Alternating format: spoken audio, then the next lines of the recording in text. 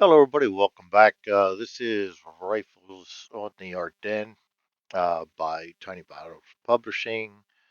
It is designed by, and I'm going to butcher the name, I am sure, and I apologize for that, Gottardo Zanchini. Um,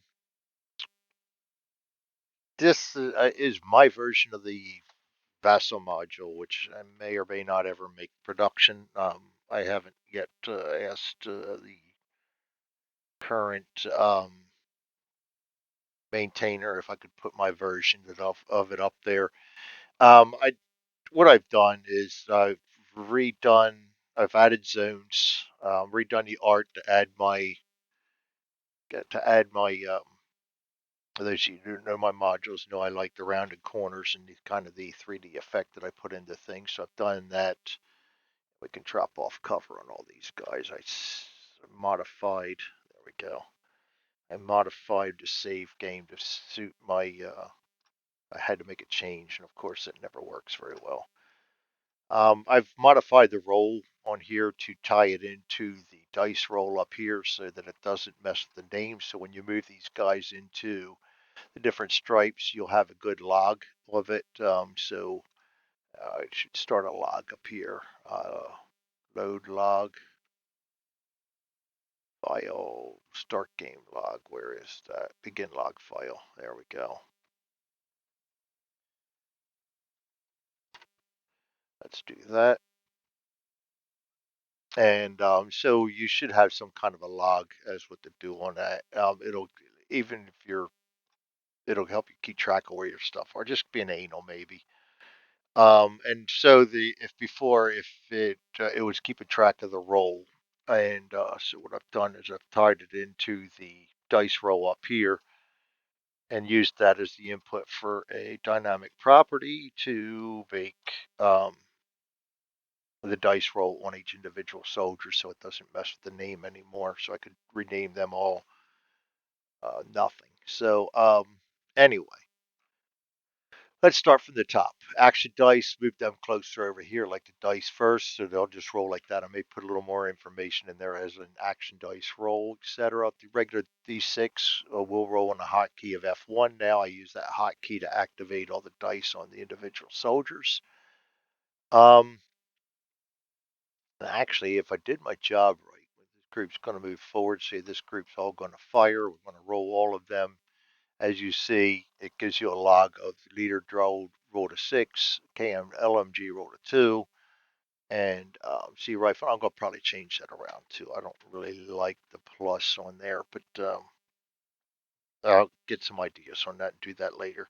So as you see, that works well now, and it also tells you that they all moved to stripe 6. The events, again, I did my artwork. They'll still do the random thing, and you just draw them down and die them, but it does make it cleaner looking on the board.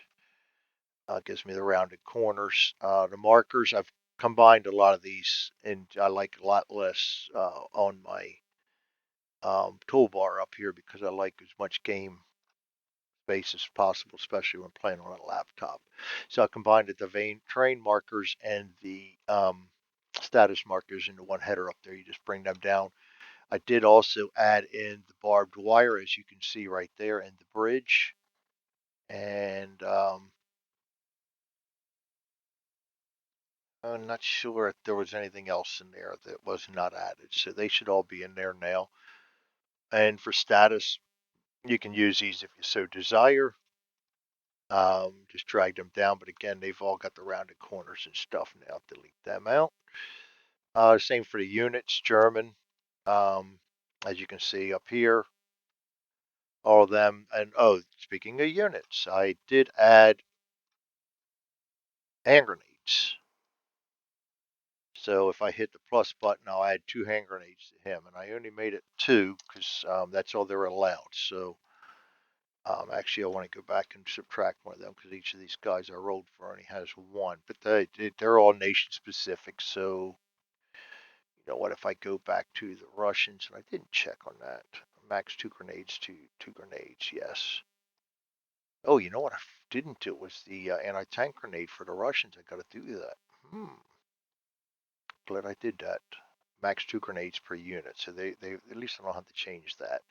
They are specific to the individual nationality. So if I add hand grenades to him, actually, if you look close enough, that's a Russian grenade.